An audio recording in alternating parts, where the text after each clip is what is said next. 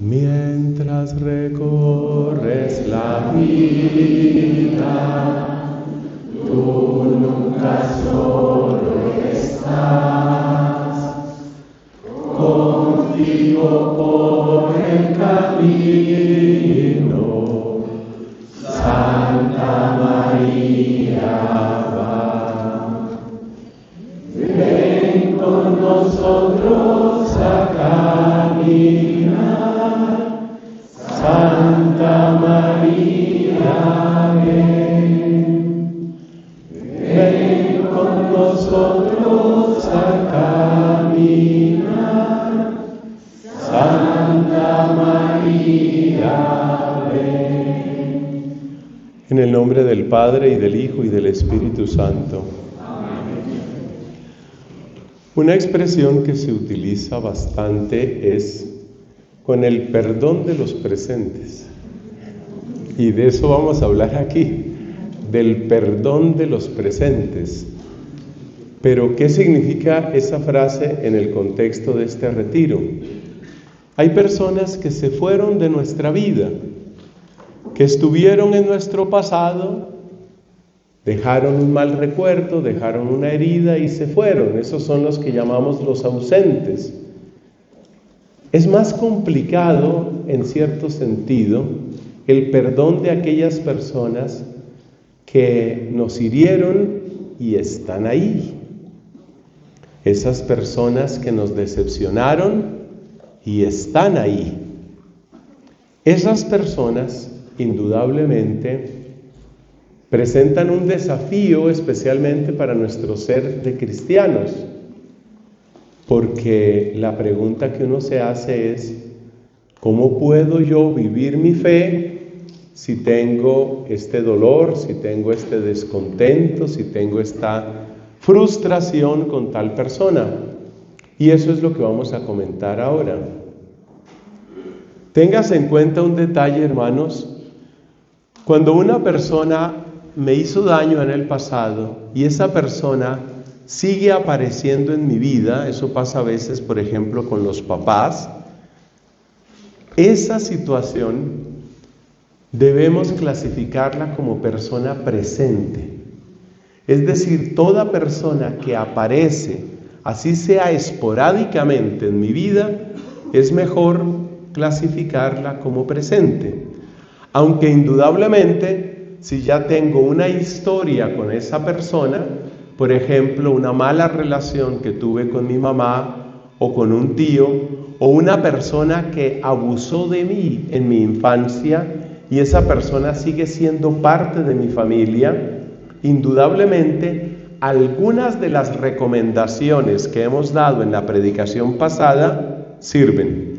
O sea, usted puede aplicar mucho de lo que hemos dicho en nuestra predicación anterior, pero lo importante es que si esa persona está apareciendo en su vida, usted la considere en el caso presente.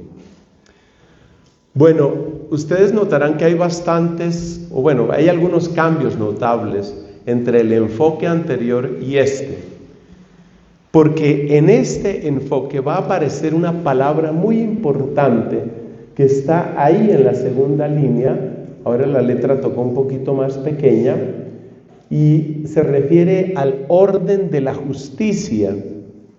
El tema de la justicia es muy importante en el perdón de los presentes. ¿Por qué? Porque nosotros estamos buscando, que es lo que aparece en el número 4, una propuesta sostenible. El perdón tiene que ser una realidad sostenible. Y la única manera de que sea una realidad sostenible es que aparezca el orden de la justicia. Por eso hay un lenguaje un poco nuevo que tendremos que incorporar en nuestro retiro a partir de esta predicación. El Espíritu Santo, al que invocamos incesantemente, nos acompaña. Entonces, vamos con esto: conciencia del valor de cada persona. Por ahí empieza el perdón de los presentes. Conciencia del valor. ¿Esto qué significa? significa yo valgo. Porque la principal de las ofensas no es el insulto. La principal de las ofensas o de las heridas no es la parte física, que a veces sucede incluso cuando hay agresión física. La primera y peor de las ofensas es el desconocimiento del valor de la otra persona. Desconocimiento del valor. Precisamente porque desconocemos el valor de la otra persona, la tratamos mal. Porque desconocemos el valor de la otra persona, la humillamos, la usamos, jugamos con ella. Nos desaparecemos de la vida de ella. No estimamos el valor de la otra persona. Y cuando no estimamos nuestro propio valor, entonces nos metemos en relaciones y nos metemos en situaciones en las que va a haber nuevas heridas y en las que va a haber nuevo dolor. Así que esta parte del valor de cada persona es supremamente importante. Una vez que uno empieza a comprender el valor de cada persona, empieza a buscar un orden apropiado, un orden justo. ¿Qué es desconocer el valor de la otra persona? Es desconocer que esa persona no está en función de mí. Hay un filósofo que no lo consideramos cristiano ni compatible completamente con nuestra fe, filósofo muy conocido, Immanuel Kant, el cual decía que el principio de todo comportamiento ético en nuestra relación con las demás personas consiste en no tratar a las personas como un medio, sino como un fin. Es decir, que cuando nosotros usamos a las personas, estamos desconociendo su valor. Y por consiguiente, ¿qué es reconocer o tomar conciencia del valor de cada persona? Y eso incluye tu propia persona. Es entender que tú no eres usable, que tú no estás para el uso de nadie, que tú tienes precisamente un llamado particular y que tú has sido amado, tú has sido amada como persona particular, individual, irrepetible. Es decir, que tu valor no te lo da tu hijo, no te lo da tu esposa, no te lo da tu jefe, no te lo da el gobierno, no te lo da tu papá. Tu valor es una realidad intrínseca, es algo que está en ti y que impide que tú seas utilizado como un simple medio. Tú no eres un medio, no eres un recurso simplemente, no eres un juguete. Vamos a dar algunos ejemplos de qué significa esto de instrumentalizar a las personas para que nos demos cuenta también cómo se producen las heridas. Yo creo que el ejemplo más sencillo es el que tiene que ver con la sexualidad humana. En el caso de la prostitución, en el caso de la pornografía, es evidente el uso de la persona. Se toma a esa persona, típicamente una mujer, aunque también hay prostitución masculina, que tristemente va creciendo a medida que se degenera la sociedad, las distintas ofertas de placer por dinero también se van ampliando. Entonces, nosotros tenemos el caso de la prostitución. Es una persona para usar. Se usa a esa persona. ¿Para qué? Pues para tener placer. Se usa a esa persona y después se desecha. Decía el Papa Francisco, de los más grandes daños de nuestro tiempo es creer que las personas son desechables. Ahí vemos cuando se usa una persona. Otro ejemplo, en algunas empresas maltratan a las personas haciéndoles sentir que son como engranajes, como piñones, que se pueden reemplazar. Entonces, maltratan a la persona, sobreexigen a la persona, le hacen un contrato por unos determinados acuerdos y después empiezan a recargar de trabajo a la persona, y siempre hay como una espada que está sobre la cabeza, y esa espada es: si no le gusta, váyase, que hay mucha gente que está detrás de su puesto. Eso es usar a la persona. Ese es un ejemplo de uso de la persona, un uso económico de la persona. Cuando se pagan sueldos de hambre, porque la gente necesita el trabajo, eso es usar a la persona. Por supuesto, ya usted se va dando cuenta que todo uso de la persona supone un error en el orden de la justicia. Se está cometiendo una injusticia. A veces los hijos usan a los papás.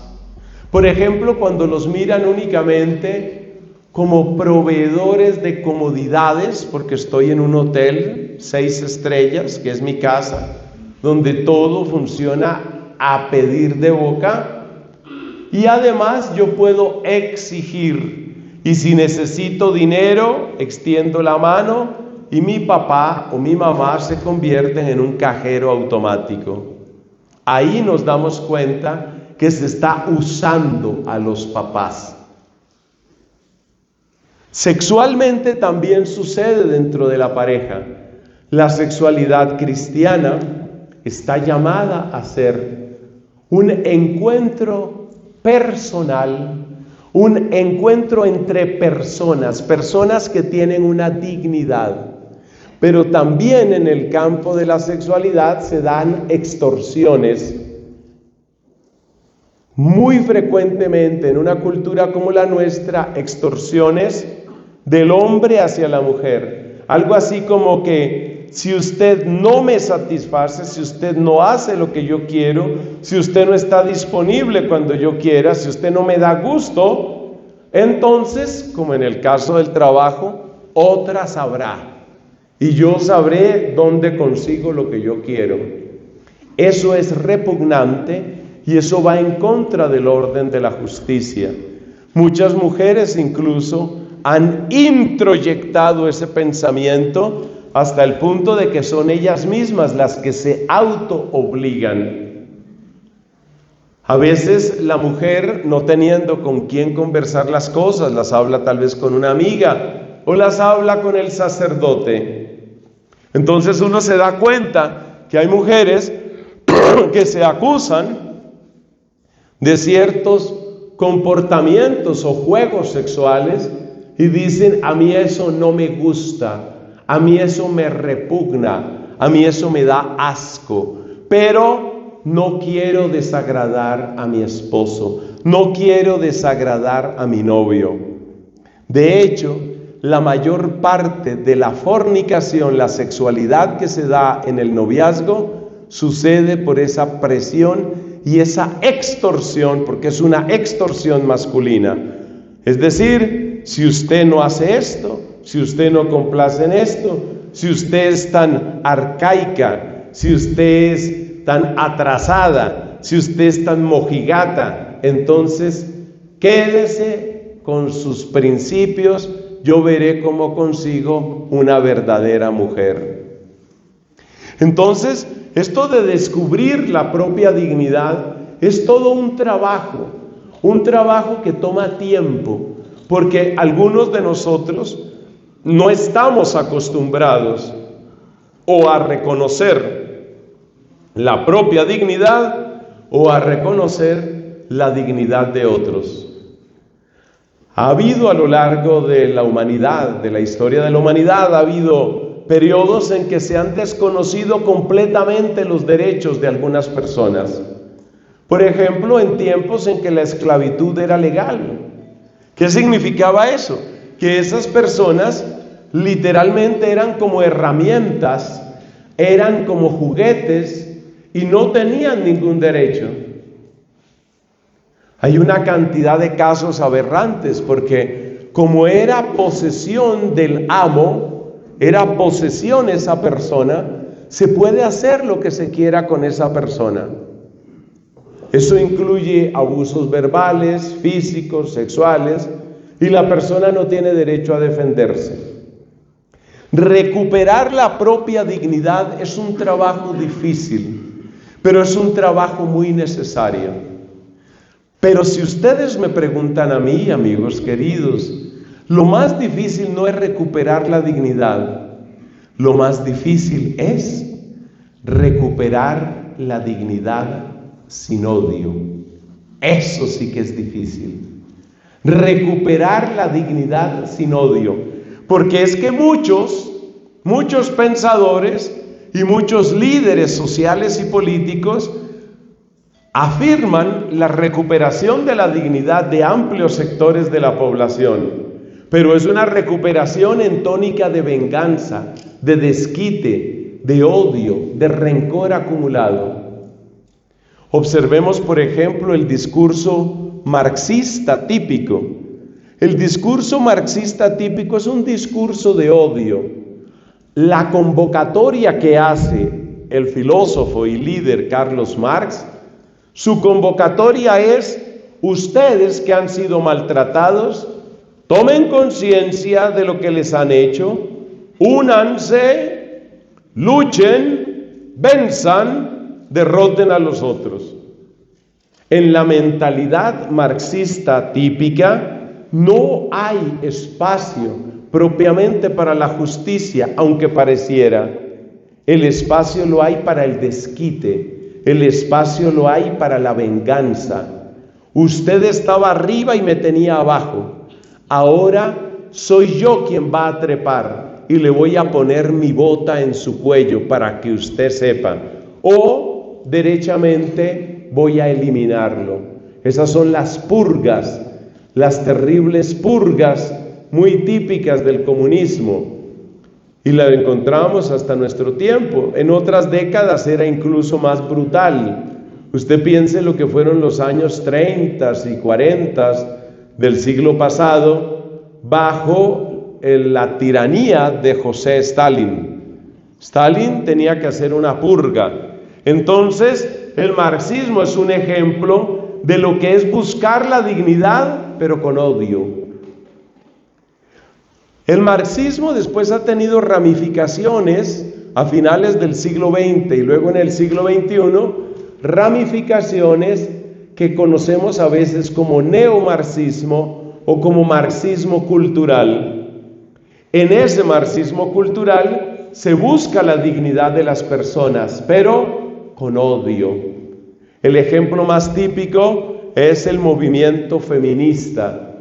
Ustedes, las mujeres, han sido discriminadas, han sido maltratadas, se han desconocido sus derechos, se ha pisoteado su dignidad.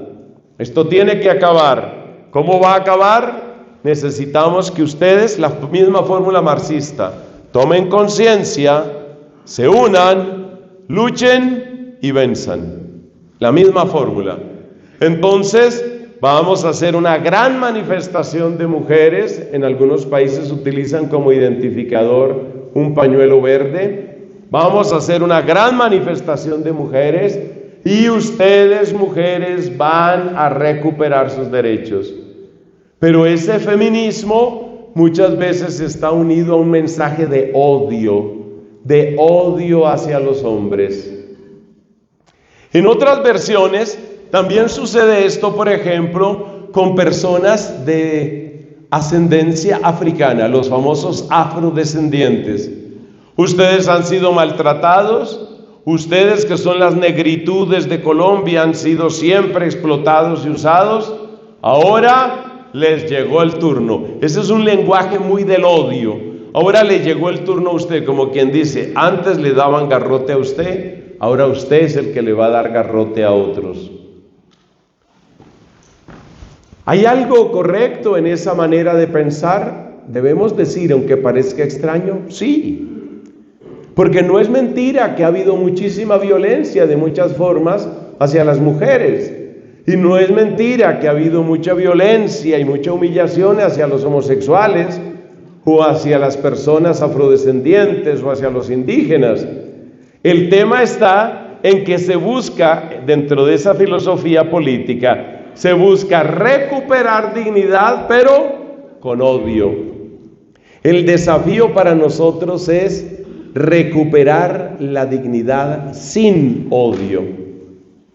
Y aquí viene un consejo que no pertenece propiamente al tema del perdón, sino más bien al tema de la reconciliación y la reconstrucción del tejido social. La manera más directa, la manera más rápida y la manera más eficaz de devolver la dignidad sin odio es cuando la persona que oprimía empieza a reconocer todos los derechos, el valor de la persona que antes era oprimida. Por ejemplo, uno se encuentra con el caso de papás que son muy nerviosos y que son súper estrictos, terriblemente rigoristas con los hijos, hasta el punto de acomplejarlos, o como dice San Pablo en la carta a los Colosenses, apocarlos. Y este papá, esta mamá hacen un retiro espiritual y dicen, no, nosotros nos estamos equivocando. Hace poco me daban un testimonio muy bonito de una pareja que precisamente hizo un retiro espiritual y se dieron cuenta, nos estamos equivocando. Lo que estamos haciendo es creando resentimiento en ellos y creando una bomba de tiempo. Entonces, ¿cuál es el camino más directo para recuperar la dignidad? Por ejemplo, estos papás empezaron a tomar actitudes mucho más comprensivas, humanas. Resulta que eran papás que nunca le reconocían nada bueno a los hijos, nunca había una palabra de felicitación, nunca había una palabra de ánimo, nunca un elogio. Pero como tuvieron ese buen retiro espiritual, entonces empezaron a cambiar y los hijos lo notaron. Empezaron a cambiar porque ahora son papás que cuando ven algo bueno en los hijos, cuando los hijos tienen algún éxito, algún logro, te felicito, hijo. Y eso es impresionante. La primera vez que ese papá, que vivía siempre así, con la cara de yo soy la autoridad y yo soy el que tengo todo bajo control, y aquí en mi puño tengo toda la familia. Cuando este papá por primera vez le dice al hijo, hijo, ¿y cómo le fue en su semestre? Y dice el hijo, muy bien, papá, ya estoy listo para el otro, todo aprobado. Oiga, hijo, eso hay que celebrarlo, lo felicito. Y el hijo abre los ojos y dice, uy, me lo cambiaron. Ese no era mi papá. Hay papás que no abrazan, hay papás que no felicitan. Hay esposos que se les olvida que al lado tienen una mujer que siempre será feliz de escuchar una palabra bonita, una palabra tierna. Hermanos, yo voy a cumplir, si Dios permite, en pocos días yo voy a cumplir 33 años de sacerdocio. He escuchado por consiguiente a incontables parejas, hombres y mujeres, y para mí hay cosas que han quedado como espinas clavadas en mi corazón. Por ejemplo, el lamento de muchas mujeres que dicen, mi esposo solo es tierno cuando quiere sexo. Entonces, esa mujer no siente que tenga un valor, no se siente valorada. Porque ya sabe que cuando él empieza, uy, usted está como muy bonita hoy, ya hoy me tocó. Nada que hacer, me tocó, hoy me figuró.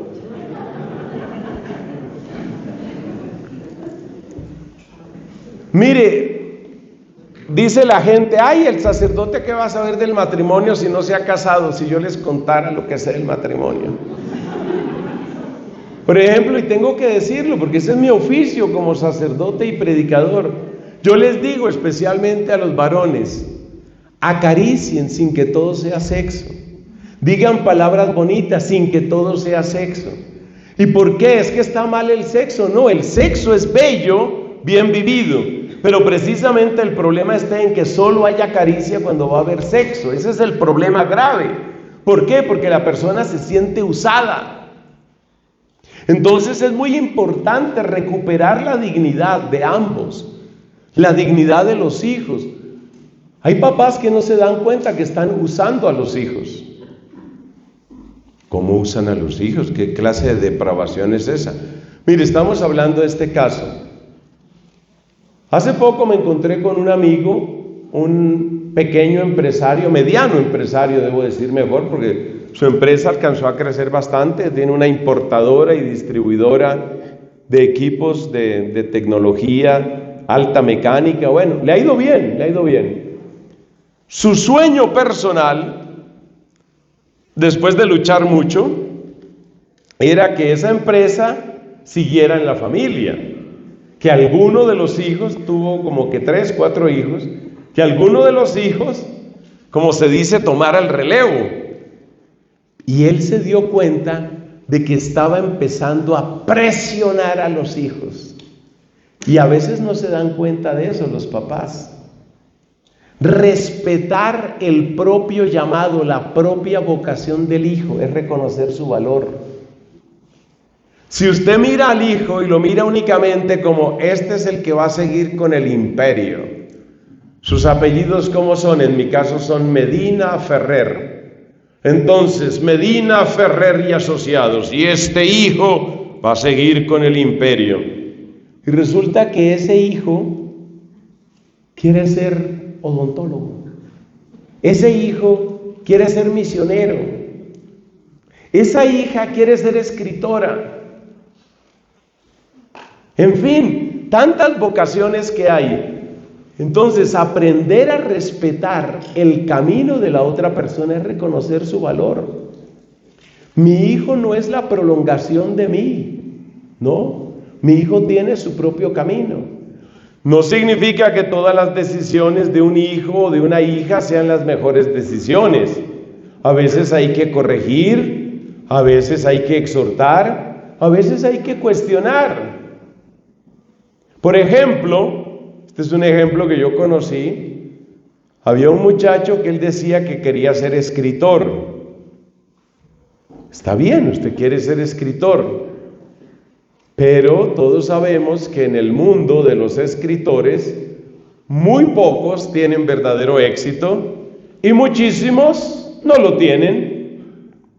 Entonces le dice el papá a este hijo, le dice, mira, yo por supuesto que respeto tu camino y tu gusto, pero déjame hacerte esta pregunta.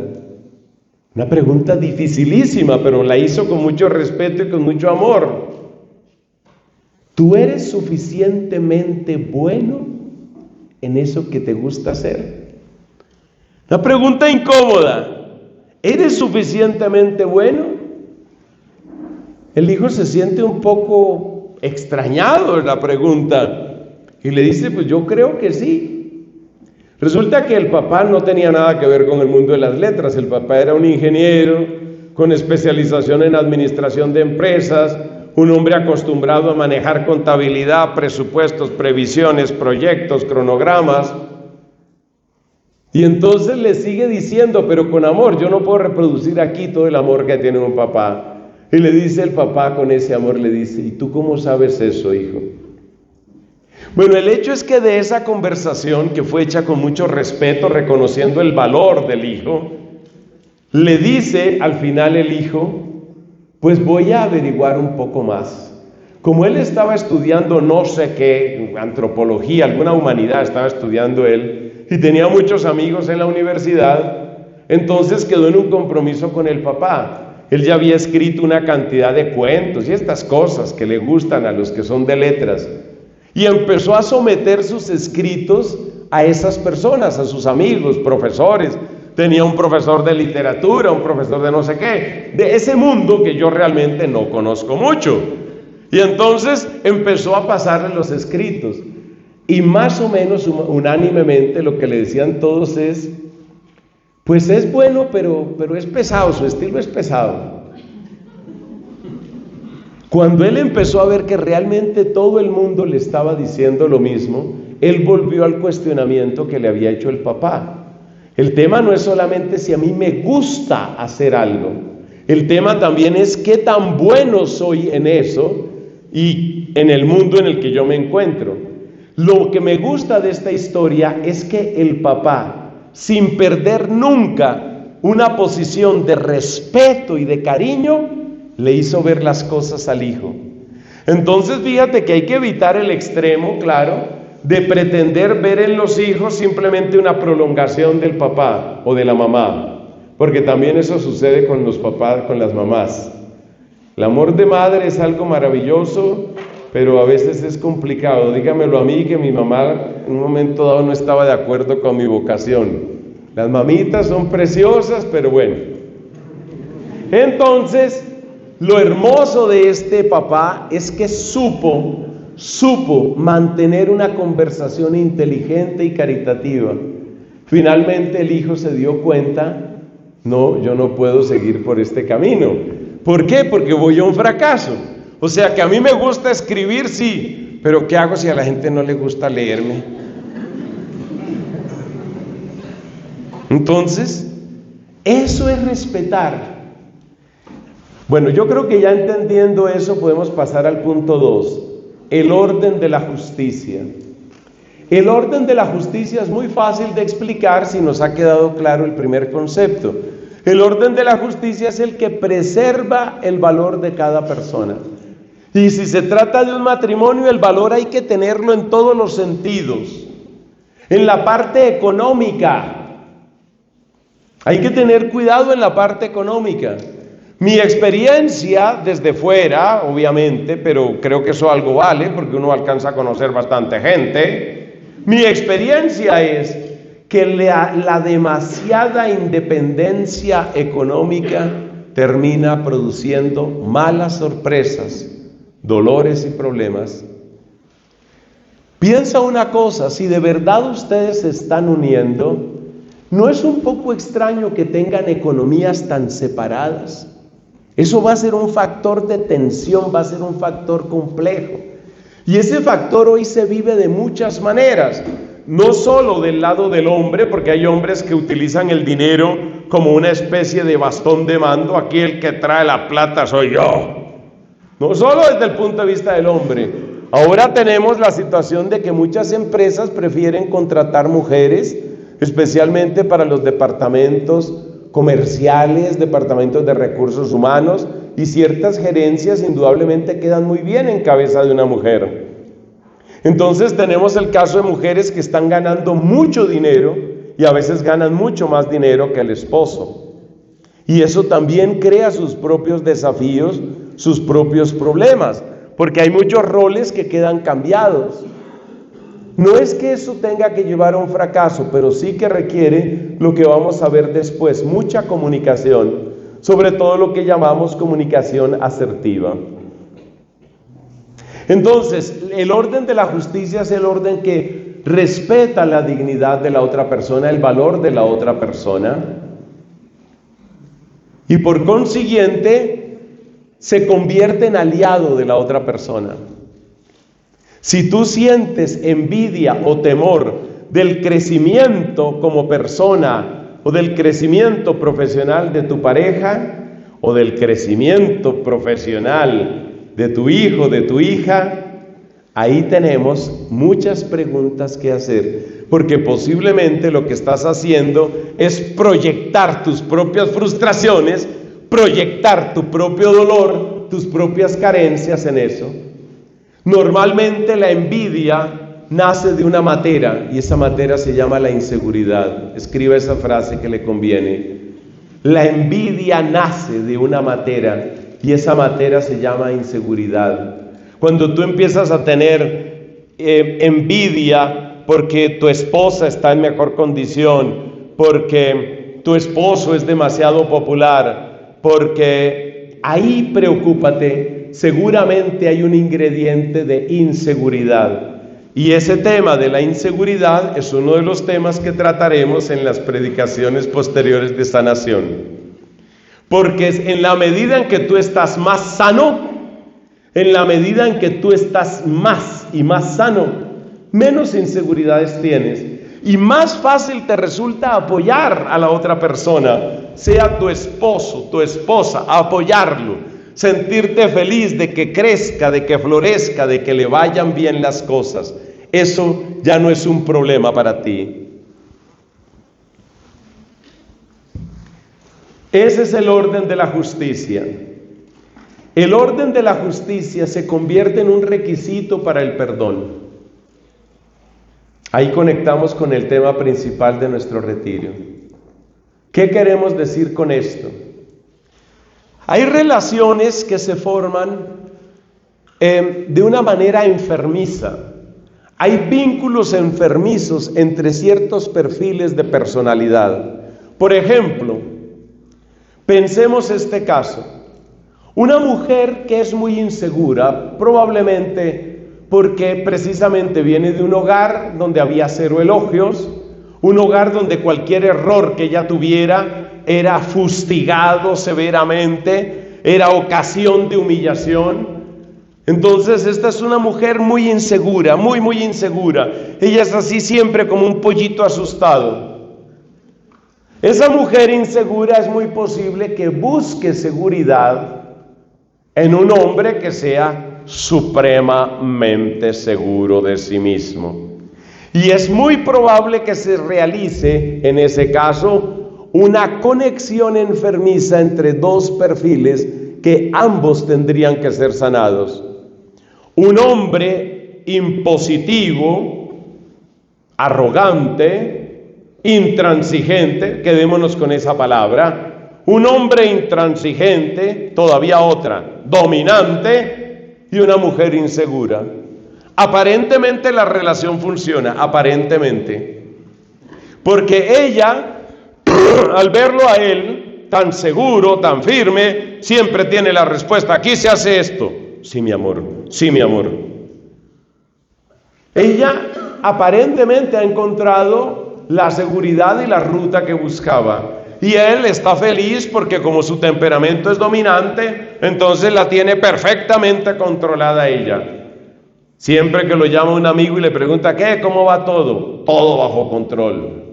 Tiene controlada la esposa, tiene controlado hasta el gato, todo está controlado en la casa.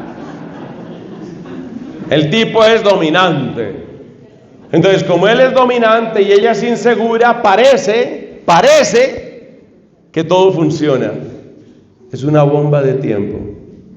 Es una bomba de tiempo.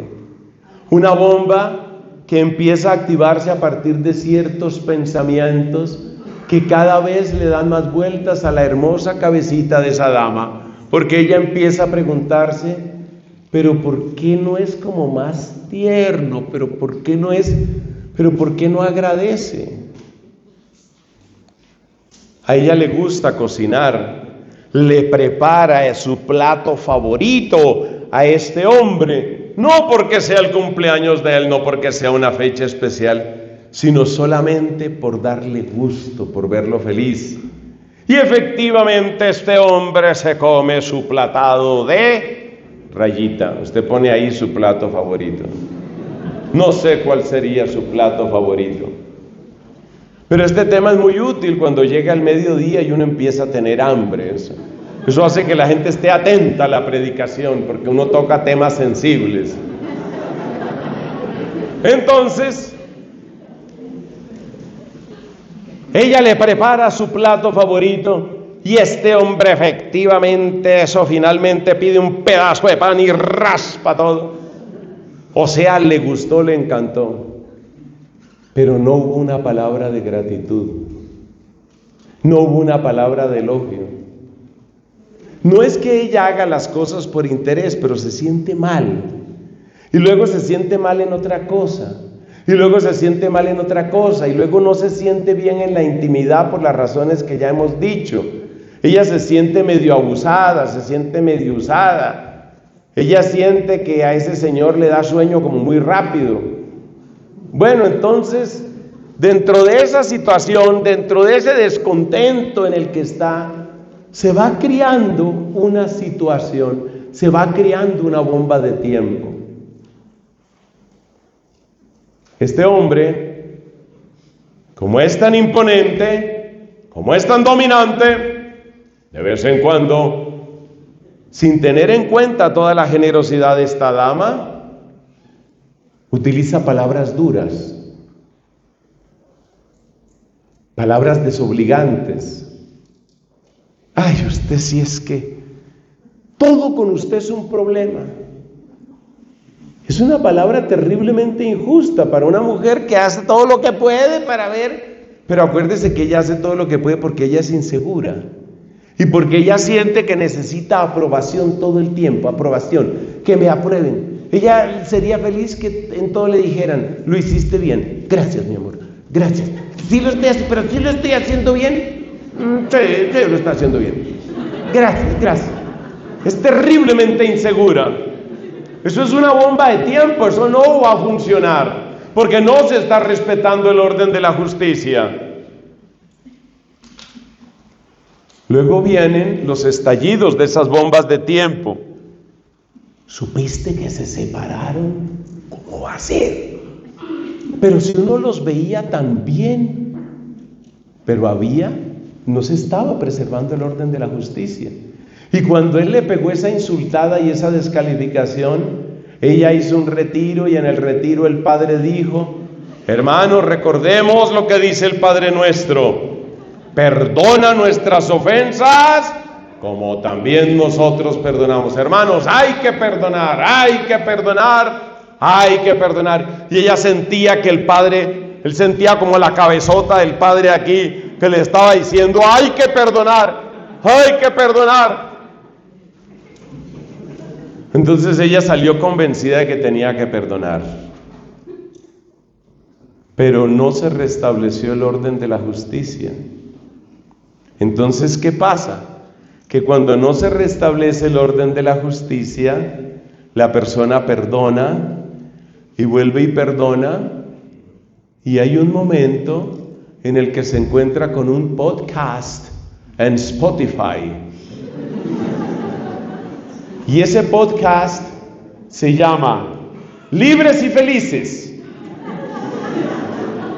Ese nombre me lo acabo de inventar, no es para que ahora salgan a buscarlo las señoras.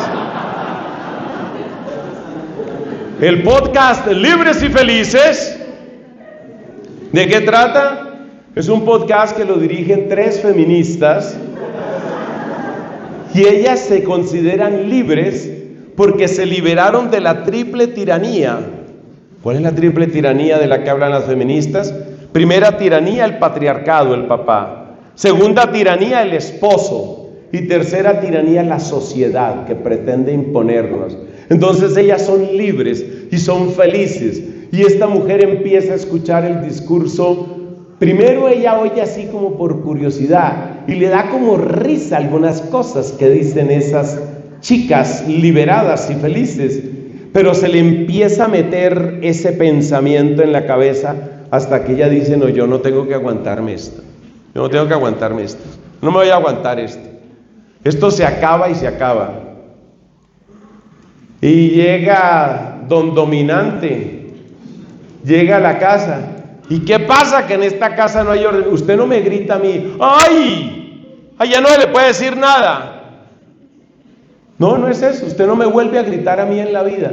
Bueno, se forma una pelea terrible, él creía que se le estaba sublevando su esclava, pues esta mujer agarra un teléfono, llama a la policía y el tipo pasa 2 noches en la cárcel. Empieza a dañarse esa relación. Yo nunca pensé que usted me fuera a hacer eso. ¿Yo acaso soy un criminal para que usted me mande a la cárcel? El hombre incapaz de mirar su propia responsabilidad.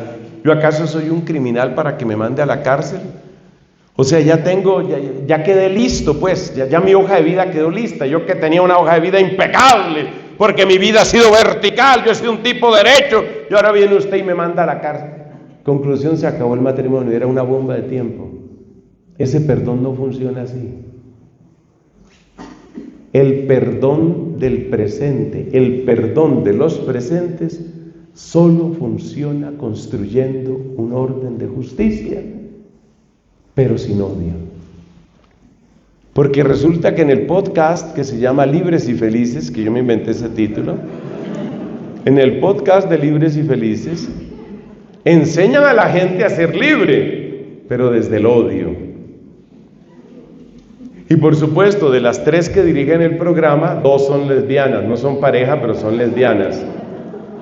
Porque ellas que se van a someter a ningún hombre. No, nosotras somos libres, somos felices. Entonces, hay que trabajar mucho eso.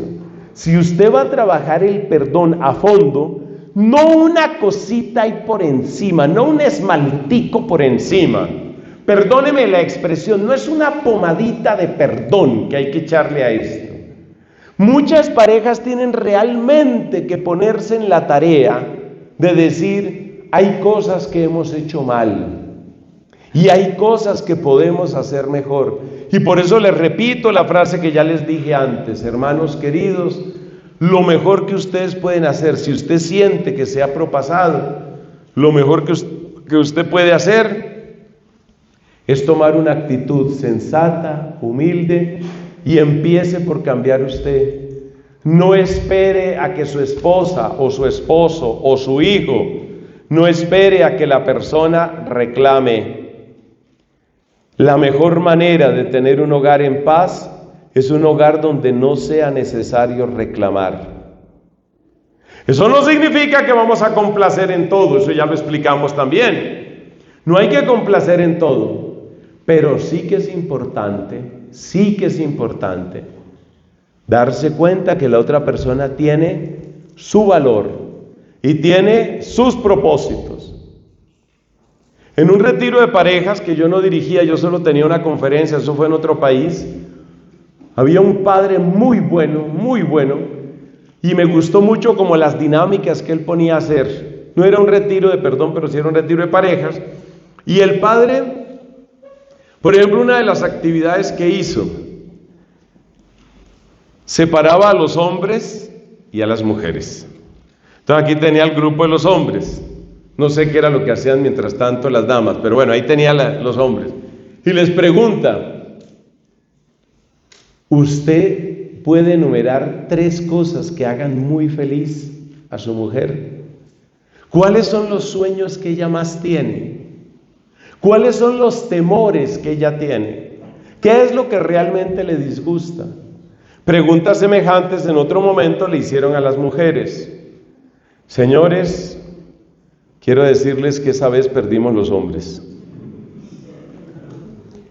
Muchos hombres no saben ni las cosas elementales de la mujer, ni las cosas elementales. Las mujeres nos conocen mucho más a nosotros, en general. Habrá excepciones, pero en general las mujeres nos conocen mucho más a nosotros.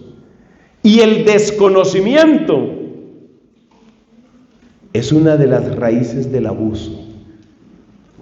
Si tú no sabes qué es lo que hace feliz a tu mujer, estás a 2 pasos y medio de empezar a maltratarla. Tú tienes que saber eso. Y esto es bíblico. Pero no que la Biblia era machista, no. La Biblia más bien muestra cómo se vence el machismo, siglo a siglo hasta llegar a Cristo. La Biblia no es machista. La Biblia muestra machismo, claro que sí, pero muestra también el camino para superarla. Y es impresionante como en el libro del Deuteronomio aparece esta frase que yo la cito mucho en los encuentros de parejas.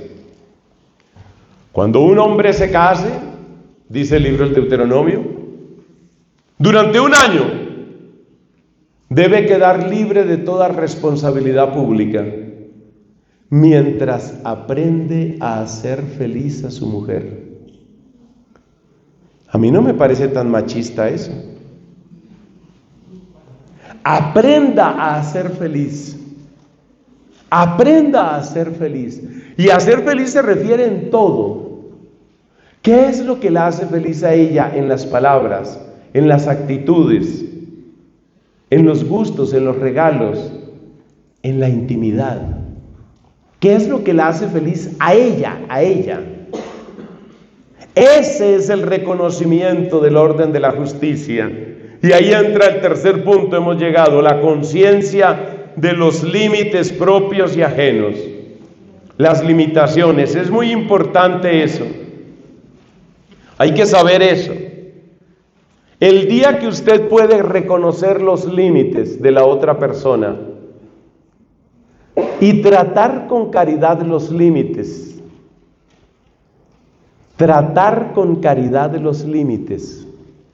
ese día usted tiene familia hasta el final.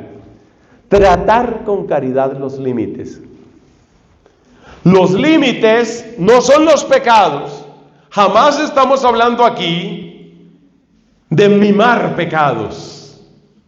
Nunca, mimar pecados nunca. ¿Qué es mimar pecados? Es volverse cómplice del pecado. Le voy a dar un ejemplo, perdón que a veces me toca ser un poco explícito. Hay muchos hombres que tienen vicio de pornografía. Comparativamente hay menos mujeres que caigan en esa costumbre, aunque tristemente el número va aumentando, porque esa plaga se mete por todas partes. Entonces, resulta que hay hombres que llegan al matrimonio pues con mucha pornografía en la cabeza y con un vicio, con una cadena de pornografía en la cabeza. Y hay mujeres que entonces se someten a eso y luego lo justifican. No, que es un poco para hacer la relación más creativa, más excitante, más... No se diga mentiras. Tenga presente que la pornografía se llama adulterio. ¿Cómo? Sí. Cuando usted tiene relaciones con su esposa, pero usted tiene la cabeza llena de pornografía, las imágenes y las sensaciones que le bailan a usted son las cosas que usted ha visto. Usted está cometiendo un adulterio en su corazón. Es un adulterio de corazón. Entonces, cuando aquí decimos que uno tiene que entender las limitaciones, no es que usted le tolere la pornografía a su esposo o a su esposa, o la droga a los hijos, o los vicios que tienen los hijos, o la malcriadez que tienen los hijos, o la altanería que tienen los hijos. Jamás mimaremos el pecado en esta casa. Jamás. El pecado no es para mimarlo. El pecado es una bestia asquerosa y feroz que cuanto más la mimes, más crece, peor te muerde y más te acaba. Jamás mimaremos el pecado, pero hay que entender limitaciones. Por ejemplo, una limitación: mi esposa nunca volverá a los 49 kilos.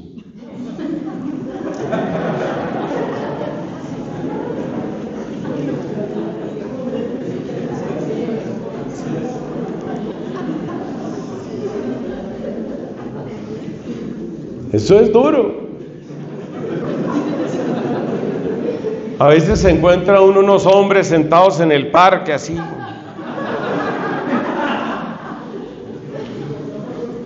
¿Qué le pasa, hermano? No, es que estuvimos donde el médico y definitivamente lo de mi esposa es irreversible. ¿Qué tiene? ¿Qué le dio? ¿Una enfermedad? No. Nunca volverá a los 49. Obviamente ese es un chiste más o menos malo, pero ese chiste es para entender que hay limitaciones. Y si tú no aprendes a tener caridad con las limitaciones, tú terminas destruyendo a la gente. Hay mujeres que destruyen a los hombres con eso. Por ejemplo, mujeres que quisieran que su esposo fuera más ambicioso. En el fondo lo que quieren es que gane mucha más plata para tener una vida de más lujo, más paseos, más restaurante, más gustos, más ropa. Y entonces empiezan a presionar a que el esposo sea más ambicioso, y a veces utilizan lenguajes así oblicuos, lenguaje indirecto, pero siempre es con ese propósito. A ver si logro que este hombre por fin despegue y empecemos a llevar ese nivel, ese estándar de vida, ese tren de vida que yo quiero. No todo el mundo tiene el mismo grado de ambición, ni todo el mundo tiene que tener el mismo grado de ambición. Y si usted empieza a maltratar a su esposo porque tiene que tener una ambición y que tiene que ser el segundo multimillonario de Colombia, pues no va a ser. Aprender a eso, aprender a amar las limitaciones de la otra persona, para llegar a ¿qué? A una propuesta sostenible. ¿Qué es una propuesta sostenible? Una relación donde haya respeto, una relación donde haya cariño. Y óigame esto, una relación donde haya risa, donde haya alegría. En el retiro ese que les conté del padrecito aquel, el que hizo la charla para hombres y para mujeres, las preguntas, después les preguntaba, ¿cuándo fue la última vez que ustedes dos se rieron hasta que les dolió la barriga? Porque es que la risa se va perdiendo, y en esto a veces tienen culpa ambos, porque a veces hay señoras que están esperando que llegue el esposo para presentarle el memorial de agravios.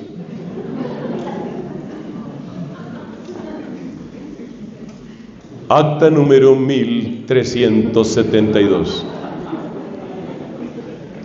En el día 23 de los corrientes, estando tú ausente, se presentaron las siguientes situaciones. Entonces el hombre llega de su trabajo, tantico cansado. Ella también trabaja, obviamente. Ella también trabaja. Pero como muchas mujeres tienen el cerebro hiperconectado, son multitareas, se dan cuenta de todo lo observan, todo lo saben, todo lo recuerdan. Entonces le presenta el memorial de agravios. A las 11 de la noche, pasemos al capítulo de los hijos. Entonces la vida matrimonial se convierte en una especie de exigencia permanente. Hoy tengo que hacer esto, mañana tengo que resolver esto. ¿Cuándo van a celebrar? ¿Cuándo van a ser felices? ¿Cuándo van a reír? Se necesita tiempo para que rían, para que bailen,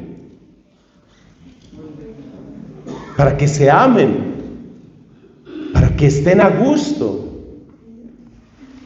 Pues la vida no puede ser solo exigencia. Hay que buscar la propuesta sostenible. Conviértete en un motivo de alegría para tu esposo, para tu esposa. A veces nos vamos descuidando. Con los años eso inevitablemente pasa, uno se va descuidando. Dice lo que nos decía Miguel Ángel, que nos está ayudando en la parte de la música, ¿no? Que en esta canción toca agacharse y la gente empieza a decir agacharse. Entonces, la propuesta sostenible es eso. Desea una vida que sea sostenible. Vamos a hablar sobre la parte de la comunicación. Quiero hacer una aclaración sobre la palabra asertivo, porque es que la palabra asertivo muchos lo toman como acertado.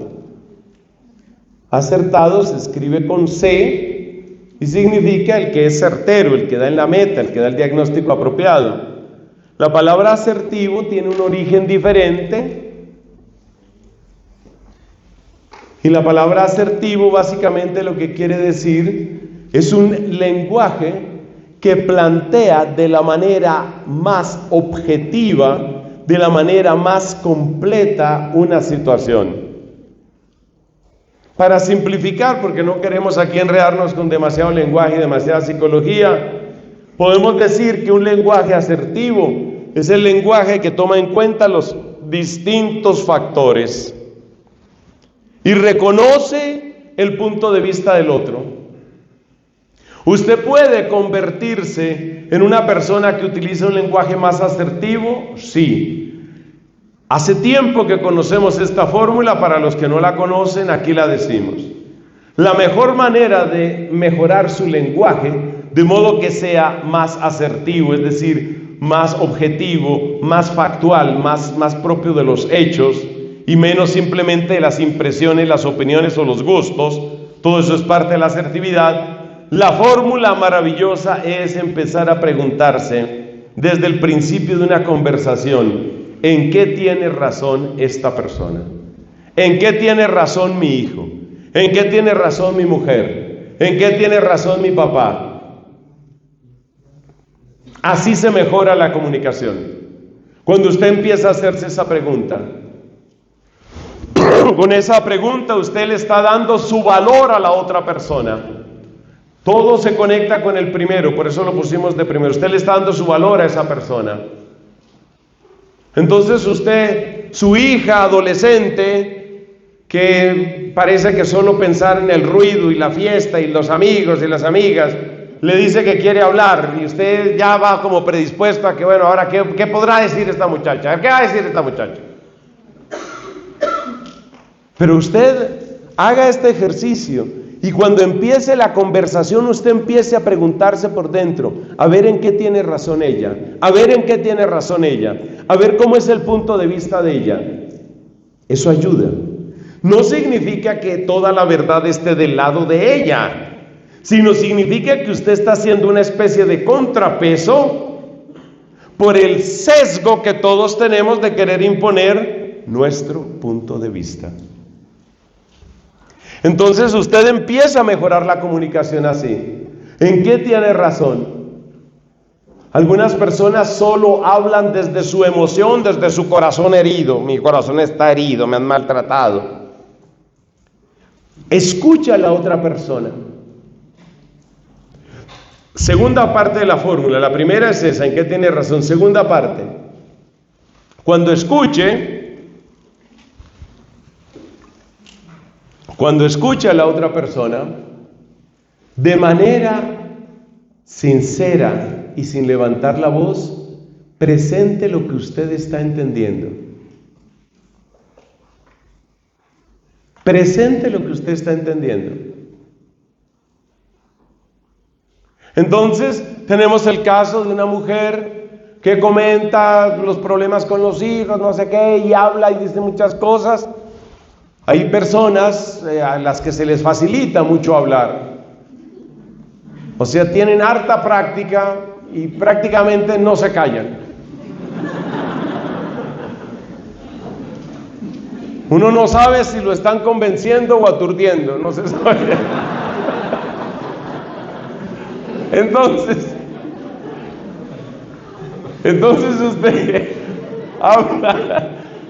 usted habla, y cuando por fin se calle, usted presenta lo que usted entendió. Más o menos con estas palabras: te estoy entendiendo que aquí tenemos esta situación. Y esta pregunta, ¿te estoy entendiendo bien? Ahí vuelve y toma el micrófono.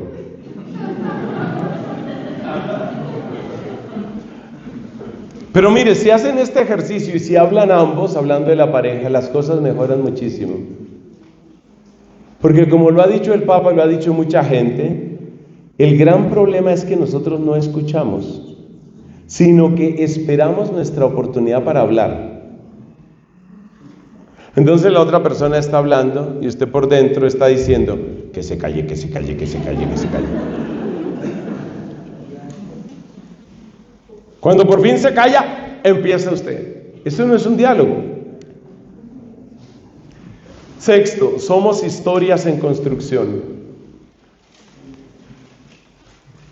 Ninguno de nosotros está acabado de hacer. Somos historias en construcción. ¿Qué significa también esa frase? Significa, que es lo que vamos a comentar aquí en el punto 9, estos últimos puntos son un poco más breves, porque creo que la base ha quedado establecida. Significa que tú eres parte de la construcción del bien de esa persona. Y esta es una pregunta que tienes que hacerte cuando ores por tu pareja, o por tu hijo, o por tu hija, o por tu mamá, o por cualquier persona que está presente en tu vida. Eso incluye amigos y socios. Es importante que tú te preguntes, muy importante que tú te preguntes, ¿cómo puedo ayudar? ¿Cómo puedo ayudar? O esta otra pregunta que se la preguntan algunos esposos muy espirituales, hombres o mujeres, se hacen esta pregunta: ¿por qué Dios me llevó a la vida de esta mujer? ¿Sabías que tú tienes un servicio que prestar? Él es una historia en construcción. Ella es una historia en construcción. Y por eso necesitamos aportar a esa historia. Esto también significa que en la vida vamos a encontrar procesos. Lo importante es que el proceso avance, que no nos estanquemos. Hay que valorar y situar lo emocional. ¿Qué significa esa frase? Significa que si te has sentido ofendido, si te has sentido cansada, si te has sentido frustrado, si te has sentido decepcionada, recuerda lo que ya decíamos en la predicación anterior: lo último que cambia es el sentimiento. Entonces eso significa que tú no puedes, óyeme esta frase que puede sonar hipócrita o rara, tú no puedes cerrar la llave de los te quiero hasta que vuelvas a sentir mariposas en el estómago, amor desbordante, te estás derritiendo. No cierres la llave de los te quiero, no la cierres. Yo me acuerdo de una persona que me decía, esta era una muchacha que tenía a su novio y me decía: pero es que cuando yo me siento mal con él, no me nace decirle te quiero. Pero no se te olvide una frase muy importante: lo que menos merecemos a veces es lo que más necesitamos.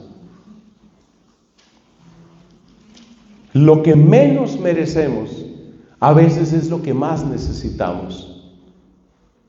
Entonces ese hombre, que ciertamente había tenido algunos errores, no había hecho las cosas bien con ella, a ella no le nacía decir la palabra te quiero, porque de alguna manera sentía que él no se lo merecía.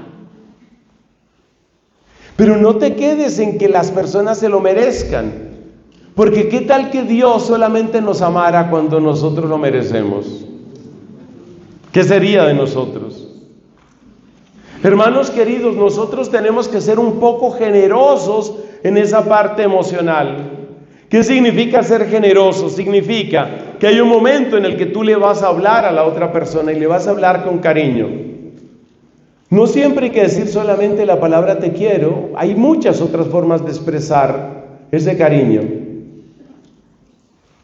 Tú sabes que cuentas conmigo, quiero que sepas que estoy y que estaré aquí. Hay muchas palabras que tal vez tú sientes, no me nace decirlas, pero aunque no te nazca decirlas, son verdad. Son verdad. Y si son verdad, hay que decirlas porque son verdad. Porque en el fondo la razón por la que tú estás ahí es porque tú lo amas, porque tú la amas. No es un amor sensible, no es un amor tan sensible, no es tan emocional, pero es un amor que tú tienes ahí. Y ahí es cuando el amor se vuelve decisión, pero es el amor que tiene más valor. Entonces aprende a decir las palabras que a veces no te nacen, pero que son verdad. No son mentira, ni eres una hipócrita, ni eres un hipócrita. Estás diciendo palabras que son necesarias. En ese momento en que tu hijo se siente derrotado, en ese momento en que tu hija cometió un error terrible, en ese momento en que tu esposa tú sientes que no te dio lo que tú necesitabas, que no falte esa palabra. Hicieron un estudio, sin meter la religión en ese caso, hicieron un estudio sobre las parejas que tienen mayor índice de permanencia, de perseverancia. Y descubrieron que hay un número, que es un número muy especial, el número 5. ¿En qué consiste el número 5?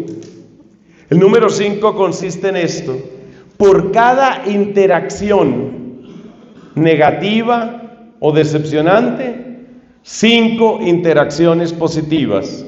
Por ejemplo, en el desayuno tuvimos un momento tenso. Nos dijimos una palabra seca, dura, no insultante, pero sí seca, dura. La conversación terminó en, bueno, finalmente haz lo que quieras. Esa es una manera muy brusca de acabar una conversación. Bueno, entonces haz como te parezca. Esa es una interacción negativa. Por cada interacción negativa, 5 interacciones positivas. ¿Y cómo son las interacciones positivas? La interacción positiva es: llegamos al trabajo. Quiero contarte que volvieron a abrir ese restaurante que nos gusta tanto. A ver cuándo vamos. Esa es una interacción positiva. Otra interacción positiva, por allá a las 2 de la tarde. Te quiero. Otra interacción positiva: mira el atardecer que me encontré.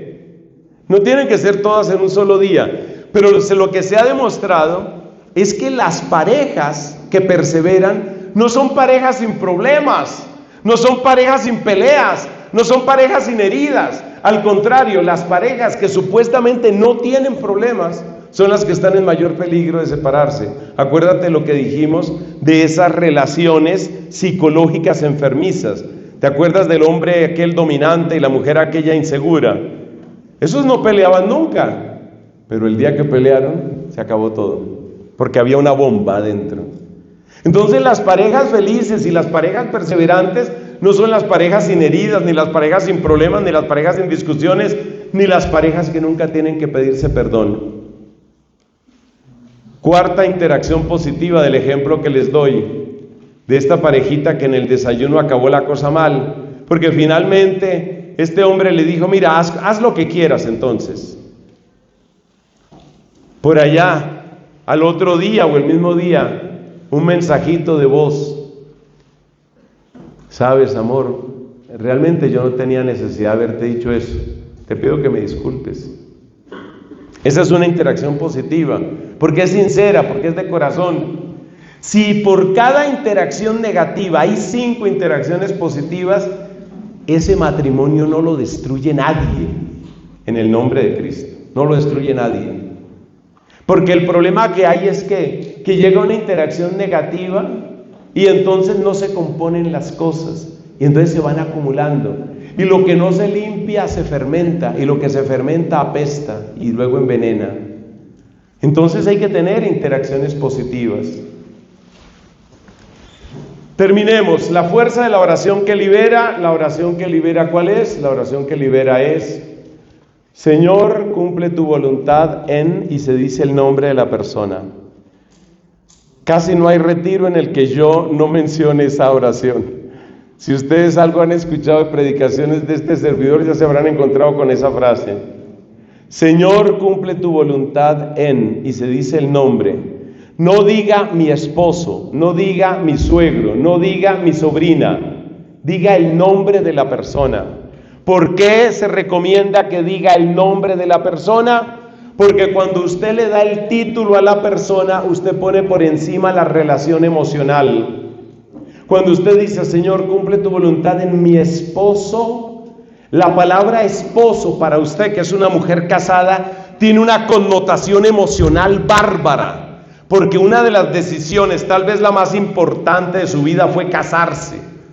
Entonces usted no diga la palabra esposo, diga el nombre de la persona.